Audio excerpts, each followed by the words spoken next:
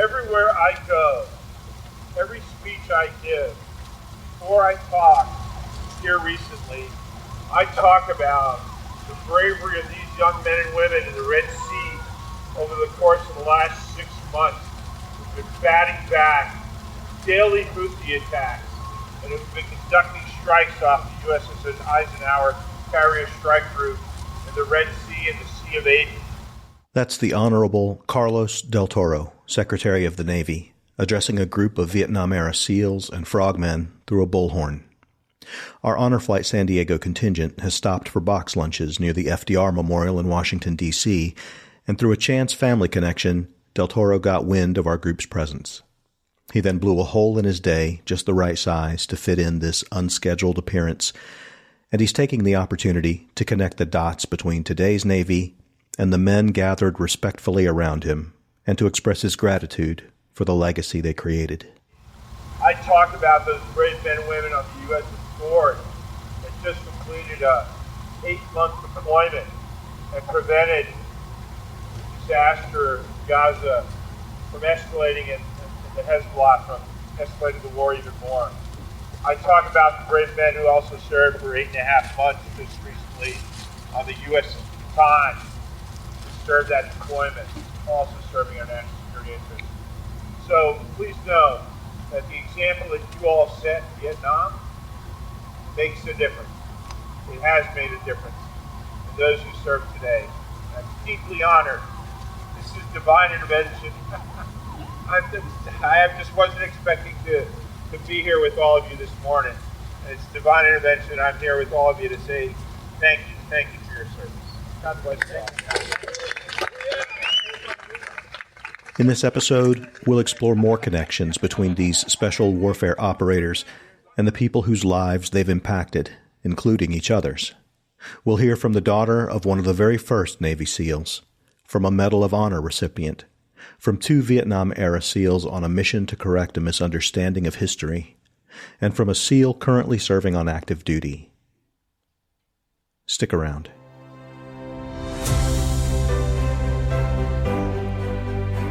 From the Vietnam Veterans Memorial Fund, founders of The Wall, this is Echoes of the Vietnam War.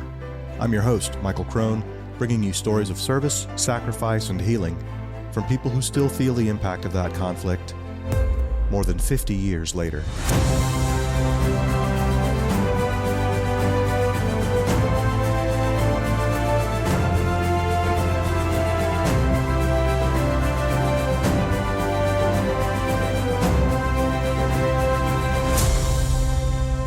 Episode 78, The Only Easy Day Was Yesterday, Part 2, right after this. Hi, I'm Anne Margaret. I went to Vietnam to entertain the troops in 1966 and 1968. My guys, my gentlemen, if you lived through the Vietnam War era, you know the impact that the war had. But today, we are in danger of history being lost. Current generations know very little about the war, or the people who served. As more of our Vietnam vets pass away each day, their stories are being lost to history. Together, we can change that.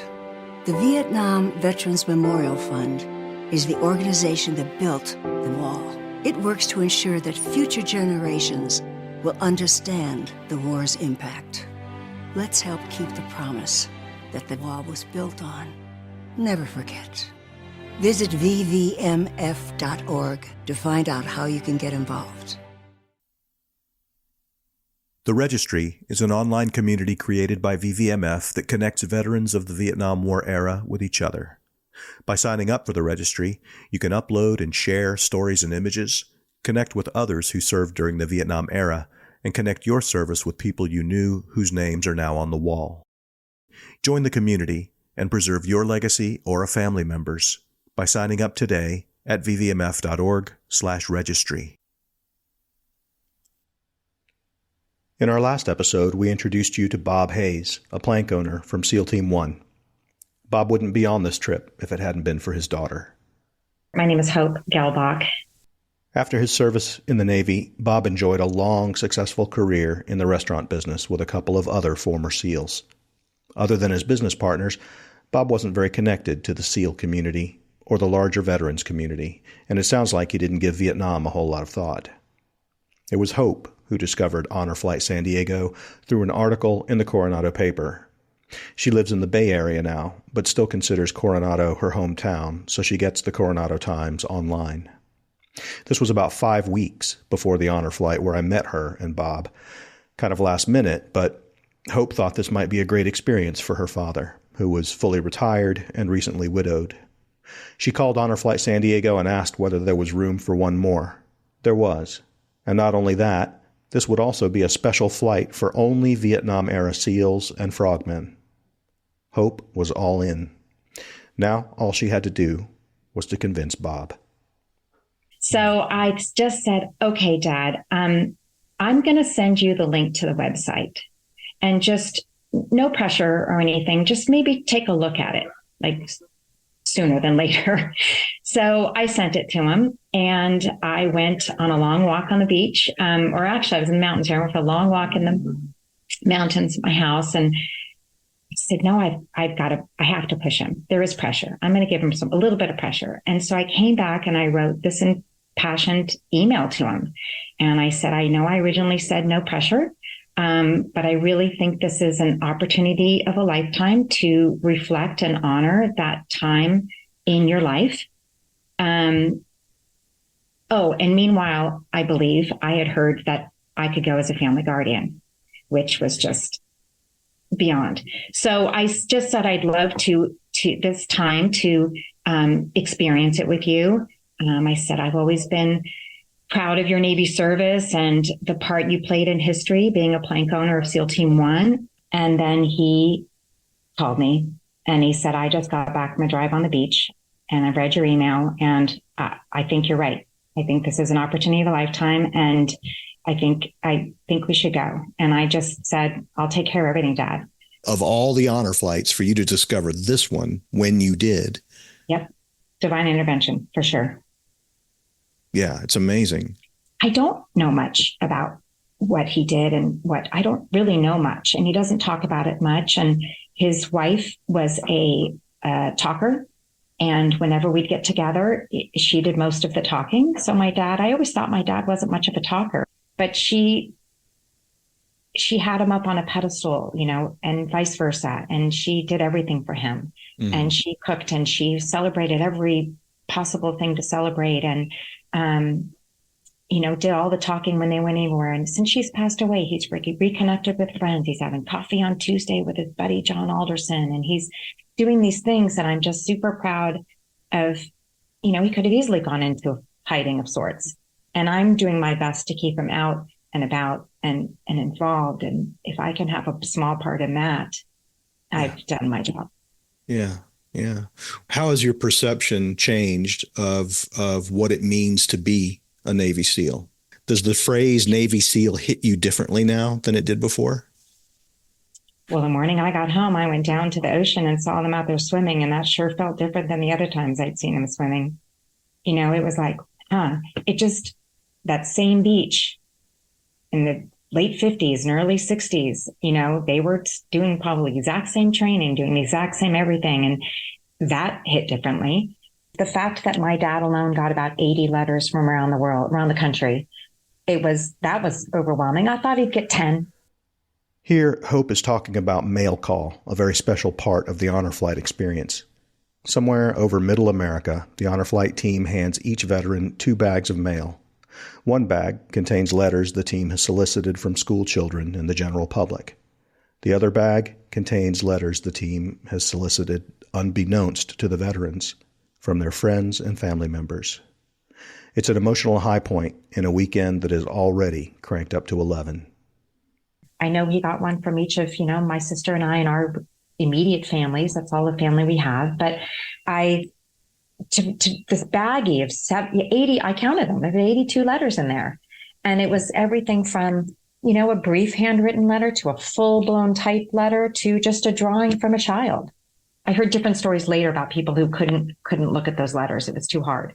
Well, my dad opened them up, looked at one or two, and he kind of said, okay, I look forward to looking at those when I get home. And I literally looked at them and I go, Dad, we've got about 4 hours and 20 minutes left of this flight.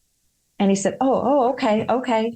And so but they got the Barbie movie on the entertainment thing. Exactly. I just downloaded Barbie. I want to watch it twice. God.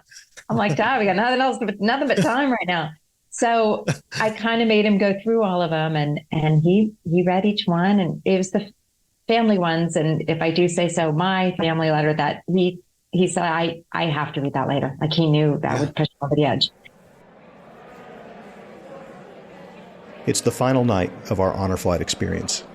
Dinner in the BWI Hilton's largest banquet room features a number of speakers, including Walter Dittmar, the Force Master Chief of the Naval Special Warfare Command. In other words, the highest-ranking enlisted person in the Navy Special Forces.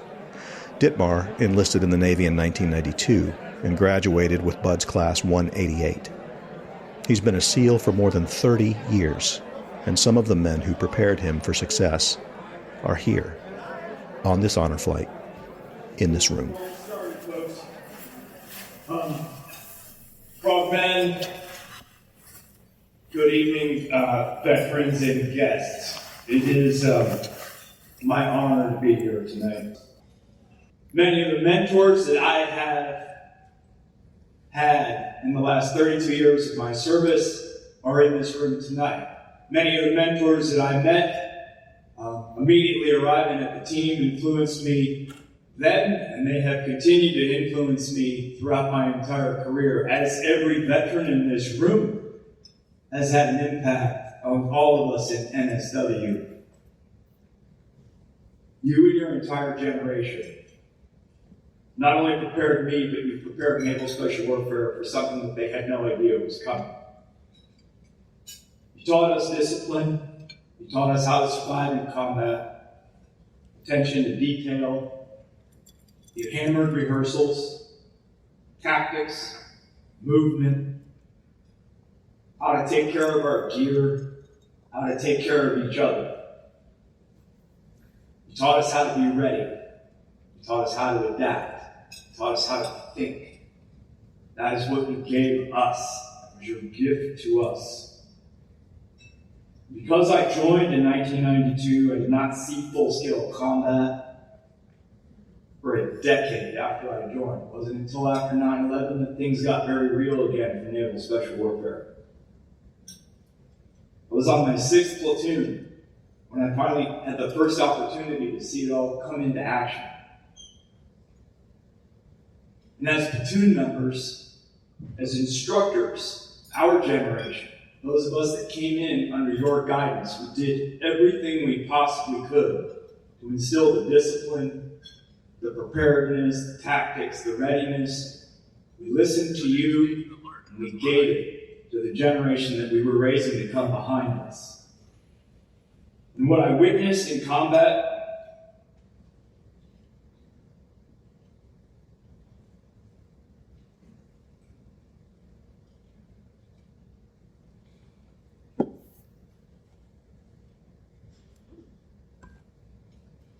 was nothing less than miraculous.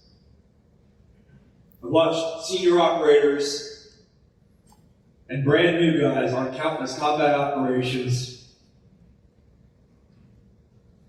responding with precision in lethality under direct enemy fire time and time again, only every time, because of what you gave us. Gentlemen, you need to hear me. The success that Naval Special Warfare has had in the last 20 years, the last 2 decades in combat, is because of you. Our success is because of you.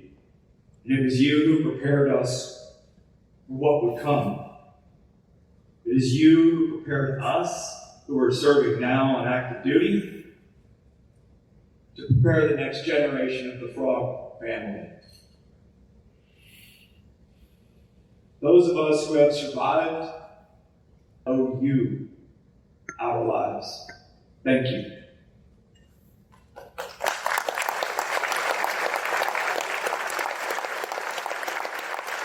The keynote speaker for this evening's festivities is Medal of Honor recipient Mike Thornton. I told you we'd come back to him, and we will in just a minute. While we're on the subject of the impact these men had on others and each other, I have to tell you about one of the many moments where being in their presence had an impact on me. At this dinner, where Mike Thornton is about to speak, I'm sitting next to a Vietnam-era SEAL named Woody Woodruff. Woody's going to feature pretty prominently in Mike Thornton's story and in his speech, but I don't know that yet. We've only just met. Woody is not the towering, imposing specimen of warrior manhood that you picture when you hear the term Navy SEAL. In fact, most of these guys aren't. Mike Thornton is definitely an outlier in that regard. Woody is of average height and has a lean, athletic build, but nothing about him screams Iron Man. But he's gotten very into gravel biking, and he's telling our table mates about a recent experience he had. Woody had signed up for a ride with some friends who were pretty serious cyclists. The ride had 3 routes to choose from: 100 miles, 200 miles, and 300 miles. Woody and his group signed up for the 200 miles, which is no joke on any bike, but especially not on a gravel bike. Woody's friends, being serious cyclists, are all riding pretty high-end bikes, the kind that serious cyclists spend a lot of money for. Woody, being relatively new to the sport, has a bike he bought at, well, I don't know where he bought it, but let's just say Target, because it was definitely not high-end. So they ride out, and after a few hours, they reach the turnoff for the 200-mile route. Woody is all set to make the turn, but his friends continue to go straight, and Woody calls out, "Hey, aren't we supposed to turn here?" And one of his friends says something like, "Oh, didn't you hear? We decided to do the 300-mile route instead." So what does Woody do? He rides the 300-mile route with his friends on his cheap-ass bike with probably not enough water, because what the hell else would a Navy SEAL do? And that's the difference between these guys and guys like me. Yes, they've served their country and exhibited daring heroism in the face of impossible odds. They've taken enemy fire and risked their lives to save each other. All that is real. But sitting next to Woody, who must be 20 or 25 years older than I am, hearing this silly story about the bike ride, well, somehow that just made it all more concrete. It's a mindset, you know? I want to thank my good friend Woody Woodruff for picking me up off the Ben Ha River in North Vietnam. That's Mike Thornton, our keynote speaker this evening. And look, I could have asked Mike to recount the story behind his Medal of Honor for this podcast. I mean, we're both named Michael. We're both from South Carolina. We're both friends with a sea wolf we call Tex. We're connected, you know? But the time these men have together is so precious.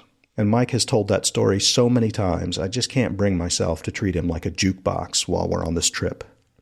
If you want to hear the whole story, you can find it very easily. Just go to YouTube and search for Medal of Honor SEAL Mike Thornton, and you'll find plenty of videos of Mike telling that story. For now, let me give you the Reader's Digest version, just for context.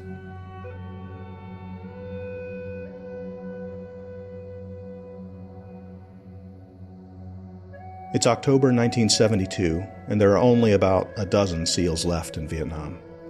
Petty Officer Mike Thornton and his senior officer, Lieutenant Tommy Norris, are among them.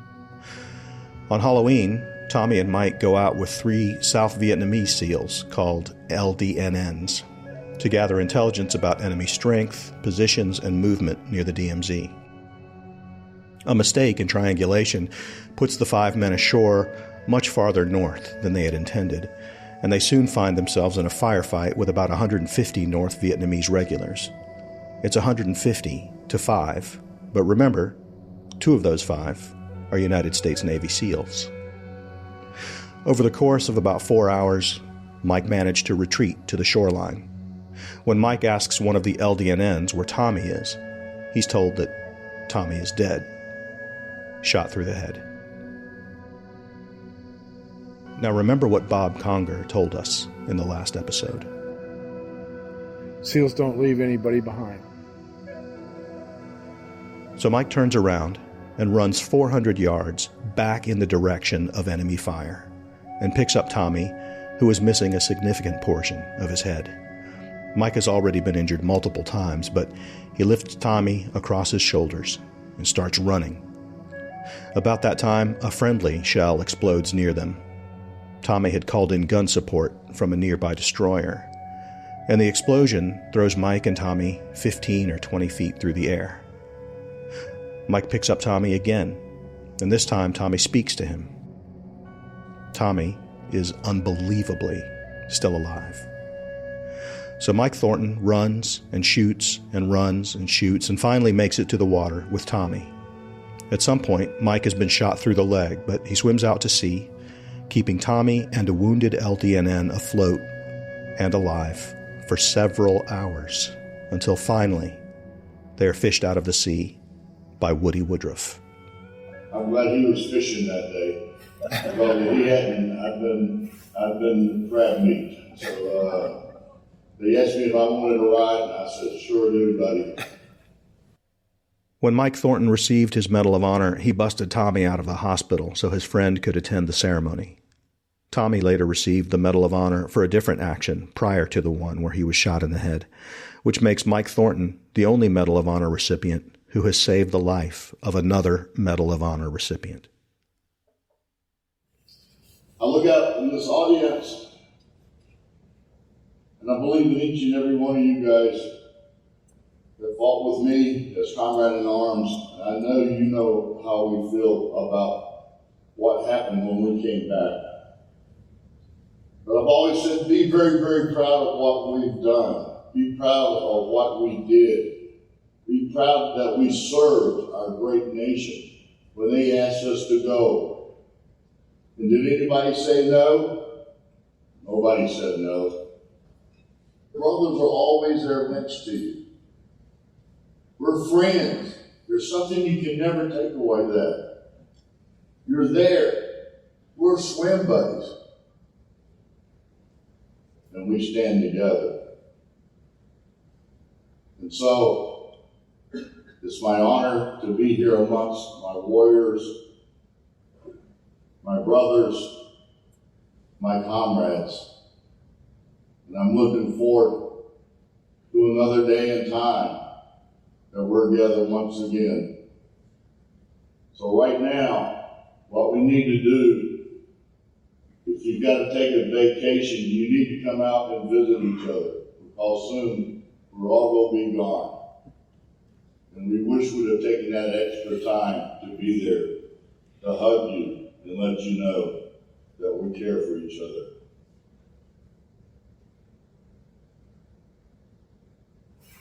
It's okay to cry there, buddy. I cry all the damn time. And with that, I think it's time for a short break, don't you? Stick around.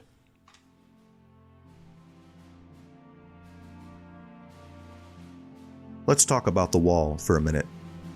It is widely considered to be the memorial that changed memorials forever.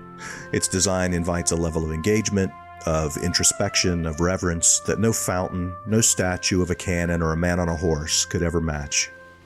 The volunteers who work there often talk about wall magic, that unexpected, often spiritual connection or discovery that happens when you visit the Vietnam Veterans Memorial. It's one of the reasons why the wall's design has inspired so many other memorials around the world. Of course, there is one little problem with the wall's design. 140 panels of polished black granite aren't exactly portable. So, unless you can get yourself to Washington, D.C., how are you supposed to experience wall magic for yourself? Well, guess what? We already thought of that. In 1996, VVMF unveiled an exact replica of the wall that could be packed into an 18-wheeler and hauled to cities and towns all across America. Since then, the wall that heals has been displayed in nearly 700 communities throughout the nation, spreading the healing legacy of the Vietnam Veterans Memorial to millions of visitors. Sure, there are other versions of the wall that travel around the country, but the wall that heals is the only one that is an exact replica of the one in Washington, created and maintained by the same organization that built the wall in the first place. And not only that, the wall that heals is accompanied and curated by VVMF employees who work with host communities to ensure that the experience is as close as possible to the real thing. And that includes wall magic. But you don't have to take my word for it. You can check out episode 15 of this podcast to learn what happens to people's hearts when this traveling exhibit rolls into a real-life American community. The Wall That Heals and the mobile education center that travels with it will be in Biddeford, Maine, July 18 through 21, and Devens, Massachusetts, July 25 through 28. To see the rest of this year's tour schedule and to learn how you can bring the Wall That Heals to your town, visit vvmf.org.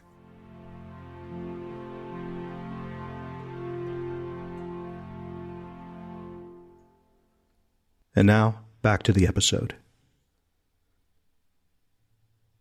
It's getting pretty late, and we have an early flight back to San Diego tomorrow, but a couple of SEALs have a story that they really want to tell. So, we find an empty meeting room, and I mic them up. I'm Chuck Chaldekas. You can call me Chuck. And you? My name's Kirby Harrell. Call me Kirby. Okay. And when were you there? We were at a place called Sea Float in the summer of 1970, and we were Echo Platoon of SEAL Team 1. Why is it important for you guys to tell me this story?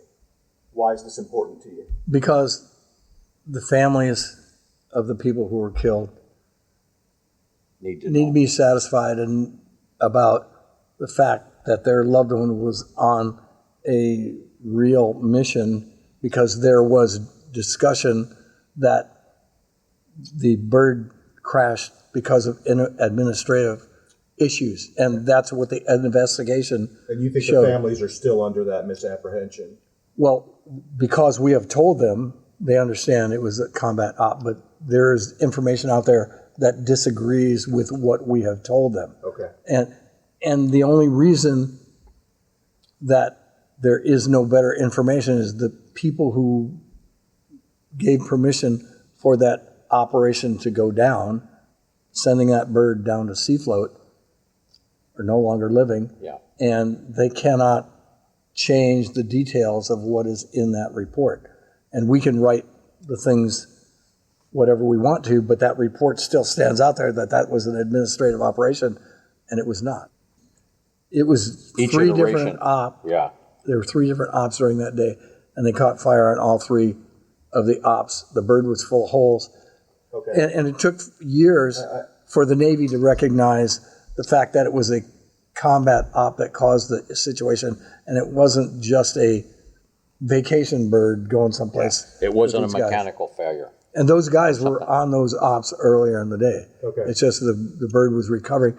And many of the Army people disagree with us on this situation. And when the investigations went down, they said as much as that it was an administrative issue that caused that bird to go down. And that's what they told the families of some of the people that were out there. That bird was returning from a combat operation where they absorbed bullets within that helo. Nobody was wounded on any of the ops, but there were numerous bullet holes in the airframe and around the engine pod, and in all probability, because they couldn't stop the blades, they did not want to stop the blades because they knew if they stopped the blades, they would never go airborne again because the blades would go out of sync. So they kept it turning as long as they could, and midway back to their landing site in Dongtam, the bird went down.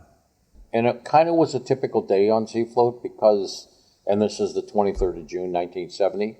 Sea Float is Sea Float a place? Sea Float was a group of barges.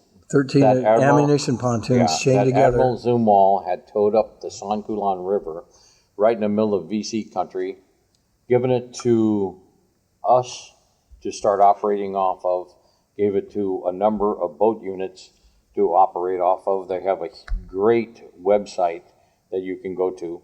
That's Sea Float and the San Culan River. That was where the barges got pulled up the river. A couple of big anchors got set in the river because the current in the river ran 14 knots every day. And it ran in both directions because it connected the Bay of Thailand with the South China Sea, and depending on the set of the moon, for a couple of days it would run east to west, and for a couple of days it would run west to east, depending on the height of the tides. So that's kind of where we start from. That's where we start the story from. So after the bird had gotten back to Sea Float after a couple of earlier day operations, because we would run 2, 3, 4 operations a day and maybe a night operation off of Sea Float to keep the enemy off balance. We, Foxtrot platoon, got on the bird and used the bird to go to this village where we had intel that this Russian advisor was. As I said earlier, we landed a little bit away, probably a click and a half away, and we patrolled into the village. And we hit the hooch that this Russian advisor was supposed to be in, and hitting the hooch, he squirted out of the back and started running down the rice paddy, the rice dike. I started chasing him down the rice dike. Everybody else set up a skirmish line of fire. I didn't get very far, and the jungle he was running at just exploded with fire. So we found out later that there was a battalion of NVA back there that he was running back to. We turned and ran the other way. We laid down a base of fire. We had scrambled the sea wolves. The sea wolves come in. We called the helo in for extraction, and we were shooting law rockets and everything else at this line, trying to suppress the fire. We were unable to do that. We were able to get on the helo. The helo set down behind the hooch so we could load on it, and it took off with all of us on board the platoon. I think there were 6 of us on that particular op.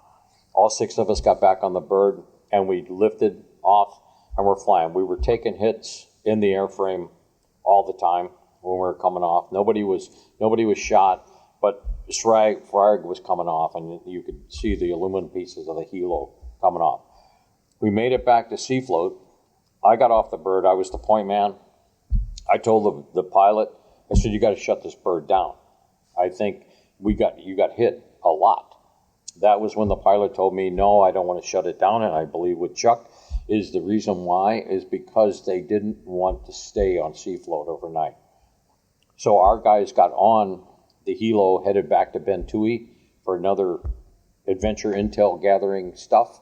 And I think they were going to take a couple days leave, but they had intel that they needed to push to us from Bentui. So the 5 guys, which were Toby Thomas, Jack Donnelly, James Gore, James Ritter, and Robert Sedano, they all got on board the plane, on board the helo, not shutting it down, and the helo lifts off. And they take off. All the rest of us go back to... So you 6 get off, these 5 get on. Right. That's exactly how it happened. Okay. And then we went back and stowed our gear and everything else and got ready for the next stop if we got scrambled to do something else. The bird took off. We assumed that the guys were going to make it to Bentui and that they were going to go do what they needed to do. That didn't happen. We got a call probably... I want to say it was probably maybe 5:30. It was later in the evening. It wasn't quite dark yet, but that's when we got the call that the bird had gone down. James Ritter was not aboard. John Derlin, Toby Thomas, Jack Donnelly, Jim Gore, and Rick Solano were the people, the SEALs that were aboard. Plus there were 2 corpsmen from Sea Float, and there's a Vietnamese woman, 2 Vietnamese women, and a Vietnamese youth who were aboard, plus 4 people from the helo crew. And my information on it was the helo was at about 2,000 feet on its way back to either Canto or Dong Tam, Dongtan was the larger Army base. Canto was just kind of a waypoint before they went back to Dongtan, but they were actually out of Dongtan. And it was about 40 minutes away from Seafloat, and they were midway back to their destination when the rotor came off. And what happens when the rotor comes off is the engine spins up, and it's a jet engine in such a small airframe, starts shaking everything. Yeah. And it threw everyone out except the pilots because they were strapped in. Even the door gunners went out of the helo, and they crashed into rice paddies. The whole place is laced with rivers and streams, so some may have hit in some of the rivers, but most of them landed in rice paddies. The helo was assigned to Seafloat for the day, and so my platoon, Echo Platoon from SEAL Team 1, had the first two ops of the day. Our first squad took the helo for a morning operation where we went in and we picked up prisoners in a village or a little hamlet. There were about 3 hooches in the place that we went into. And before we landed, we caught fire, and at least a couple of rounds. Everything was so exciting at the time, it was hard to tell how many rounds hit the helo, but we know as we were coming back to the helo, we could see a couple of holes in the airframe. And we brought back a couple of prisoners, and then our second squad took the helo after it fueled up again and went back out. And they did not stop turning. They kept the rotors running. They just refueled and took us off again because we wanted to get the maximum number of operations out of the helo before it went home.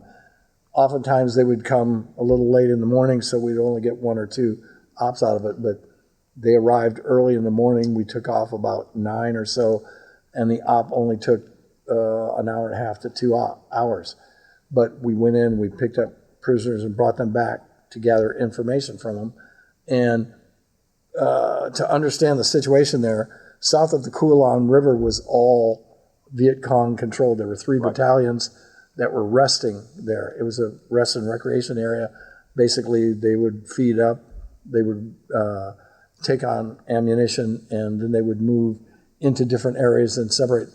And they pretty much controlled that whole area south of us, which was about 10 miles deep and about 20 miles wide. So we were constantly raiding their areas, and the areas to the north of there, since they had full control, they didn't have full control north of the river.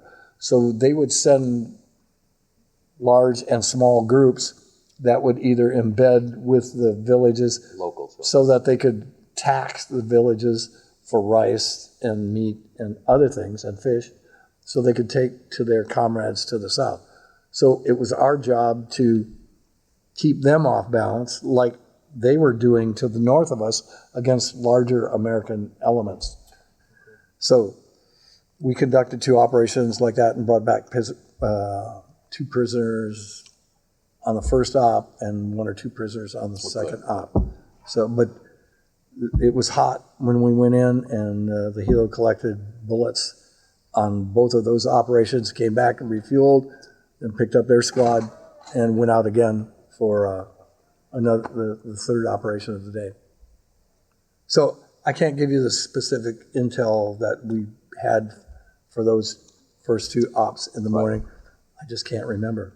But I do remember that we brought back at least a couple prisoners on the one op and at least 1 prisoner on the other op. I know it was 2 in the morning. Don't know whether it was 1 or 2 in the afternoon that we brought back. And we tried to bring them back and question them about their activities, but we didn't always get current information that was usable. But that was the objective, is to try to get some current information and go back again on a follow-up op to keep them off balance. And, you know, if they didn't know whether someone was killed or captured, we could catch them in the open. But they had quick reaction forces. And whenever we set any kind of op into an area, they would try to counter ambush us on the way out. Yes. Or on the way in if we had a long trek that we had to make over land, or if we had a long water op that we had to go on to get to our objective and back again. And it was a matter of whoever got to point A first usually won. And because it was a specific ambush situation, and in an ambush, usually you have people that are set up, they're armed, they're ready to go. As soon as somebody heaves into view, you either kill or capture, Right. or and pick up what's left, either information or personnel taken back, so you can gather more information for the next op. So you said 2,000 feet. It was clear that they had taken some fire, right? Yeah. Yep. And The crew knew it. aircraft flew apart. Everybody in that bird knew it. Everybody. The issue was the rotor came off. They didn't have a way of staying airborne, and the helo starts shaking, and it violently as the engine spins up. Right. And it just, just think about a jet engine out of control. Right. Yeah. Because it's turning that blade, and all of a sudden the blade's gone, and the engine, Yeah. it just goes up just like that, And many the whole times, bird yeah. just starts shaking. Many times they would invert and just head straight for the ground. So what happened to the crew?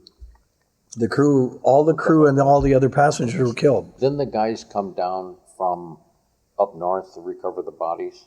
Yeah, there was an investigation crew that came down, as well as people to pick up those parts that they could from the helo. So if there was anything that was usable, it would go back. But they also had to do an investigation as to why the helo went down, and there was a disagreement from the investigators as to what exactly occurred. So there's disagreement for the next 10 years about what happened. There was one idea, and when the information came out, people said, no, that's not what happened. That's not the objective of the crew of the helo at that time.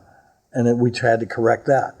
Yeah. So, but the issue of the thing, and what we're talking about here and why we're here right now, is to comfort the families of the people that were killed. Yes. And that's part of the reason we're here, not only to heal our own wounds, but to heal the family's wounds, because we talk about things like Memorial Day and Veterans Day, and those are just one day out of the year for people.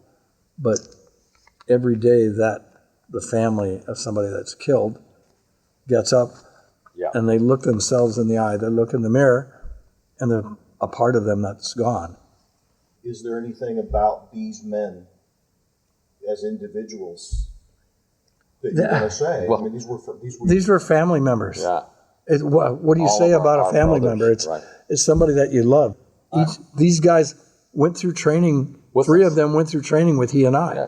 And the two other guys went through training before us. Yeah. But they were members of other platoons. Right.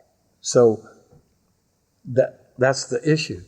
And that's the depth of what we know about them. I mean, that there's not anything that they were teammates, they were training mates, they were brothers, and we laughed with them, we drank beer with them, we lived life with them, and then all of a sudden they're gone. So And we have stayed in contact with those families for 50 years. I speak with Jack Donnelly's brother Dennis on a monthly basis. I speak with his sister. I went to her 50th anniversary in a nunnery back about 7 years ago. yeah. What do you remember about Jack Donnelly? You mean his and personality? Toby. Yeah. What do you remember? He and Toby and John Derlin were spark plugs within our. They were very young. Yeah. 19 years old, 18 years old. Jack and Toby had a pet spider, a tarantula. They had a pet tarantula. And because we were worried about running out of ammo, if we got into a firefight, the two of them practiced with blowguns, and they were concocting different poisons to put on the tips of the darts for their blowgun. These guys were coming up with all kinds of different ideas. What if we're without weapons? What if we don't have our knife? How are we going to defend ourselves? How are we going to take care of the enemy? And these guys were coming up with all kinds of They were things that were... They were characters, and they come up with all kinds of things, and it just kept their minds busy. That was the whole thing, and all of them were like that. It wasn't just... They were funny. Those guys like that. It was they were great SEALs. How many tours did you do, Chuck? I did 2 tours as a SEAL. 1. You did 1, but you said that you were telling somebody earlier that you were on active duty till 2015? Yes. So how many years total is that?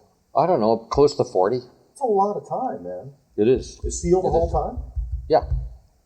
Well, not the whole time. I want to say in 67 when I came in, I had to do a Westpac tour. Okay. On a ship. I did as well. I was on a ship. My first ship was the USS Yorktown, which is a museum in Charleston Harbor. Right. And then we could go to training. Yeah. I took my training reason I test. ask is because, it's not unusual for somebody to make a career out of the military. But No kidding. You did something extremely dangerous as a career in the military. I mean, that just seems, sure. Decades and decades. Our job was like your vacation. Yeah. Our job was like your vacation. How do you figure?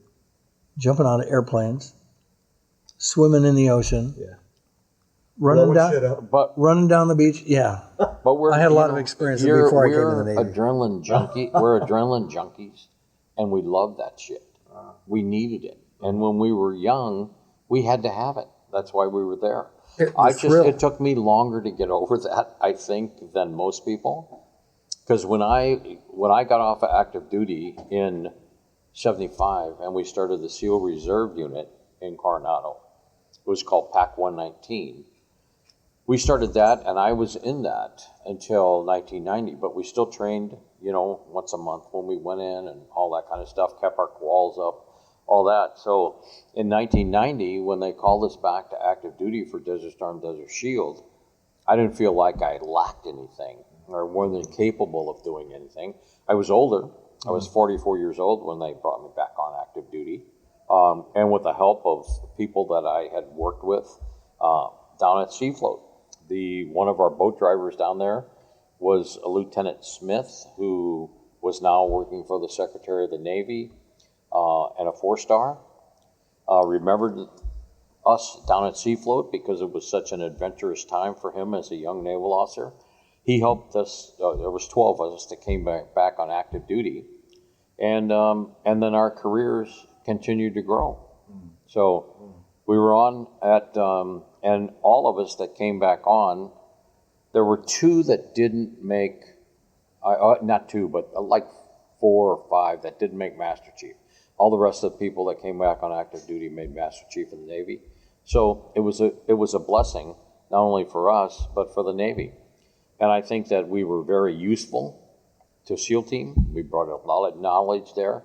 And being able to bounce around and doing all the different commands that I did in Europe and the East Coast and Hawaii, I think it was a benefit to the Navy. You heard what Master Chief Dittmar had to say about the carryover of the training from our era to his era. Yeah. And the reserve unit was the chain that connected us together. Oh, that's a good point, Chuck.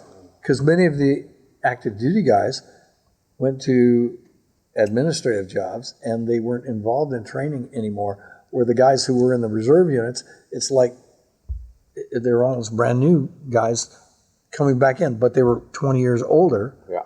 Yet they still had the experiences because on a monthly basis they came back in to practice the trade. All the operational skills that they needed. That's why they brought us back on active duty.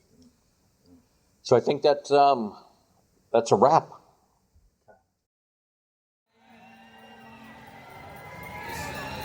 A few hours later, we're back at the San Diego International Airport. If you listen to our 2-parter about the Seawolves, you already know what happens here. The city of San Diego really knows how to welcome its heroes home. What's your name? Pardon? What is your name? Catherine Schell. Catherine Schell. Are you here are you with Kirby? No. I'm just here because I just love veterans and I just think that they get under-acknowledged. And it's just really Well, this crew in particular was not acknowledged at all 50 years ago when they came on. Well, we can't make up for the past. We can only go forward and try to have some healing, right? Yeah. I just think it's great that you came out for that. It's wonderful. It's really special. San Diego's an unbelievable. I mean, I'm not from here. Yeah, I know, but I'm kind of knocked out by this community. Yeah, it's really amazing that everybody showed up the way they did. Look at, I mean, it's just amazing to have that appreciation and the respect and the regard. Yeah. I think I'm gonna buy some cookies now. Yeah. Well, thanks for chatting. Thanks, of course. Even in this huge, roaring crowd, I have no trouble spotting JJ, an active duty SEAL who served as a guardian on this honor flight.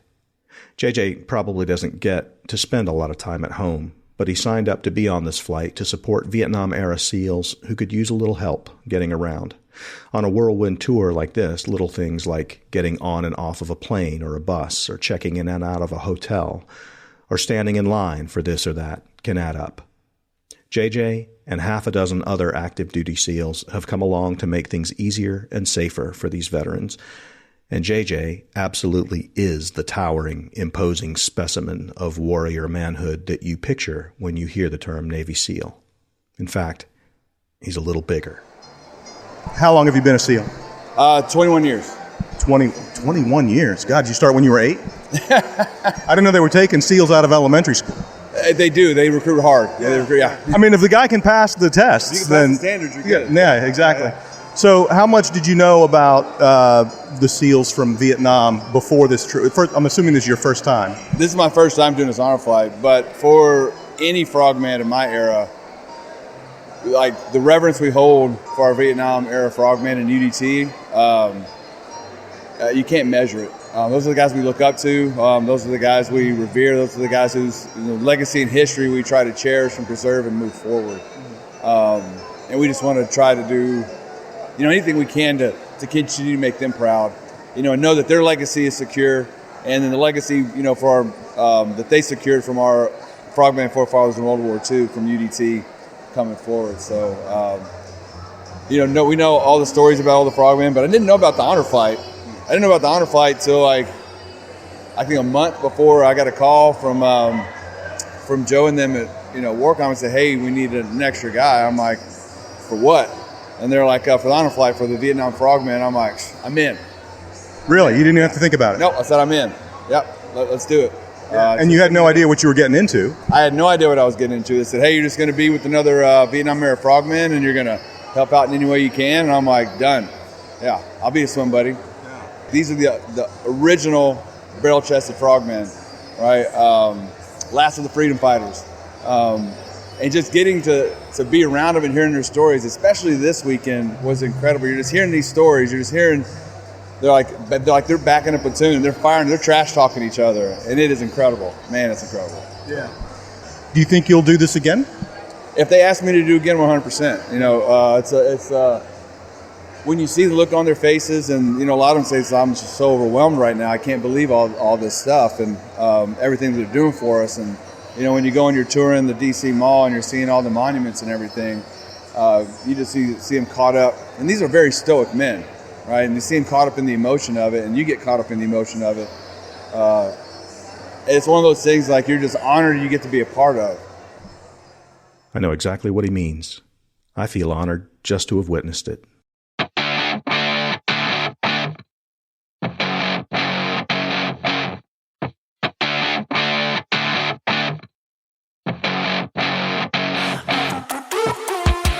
If you want to learn more about the Navy SEALs in Vietnam, check out a book called The Men Behind the Trident, which is available on Amazon and features stories contributed by some of the same people you've heard about in these 2 episodes. For more about the history and evolution of frogmen and SEALs generally, I can't recommend highly enough the PBS documentary called Navy SEALs, Their Untold Story, narrated by Gary Sinise. I found it on Amazon Prime Video in the PBS documentaries section.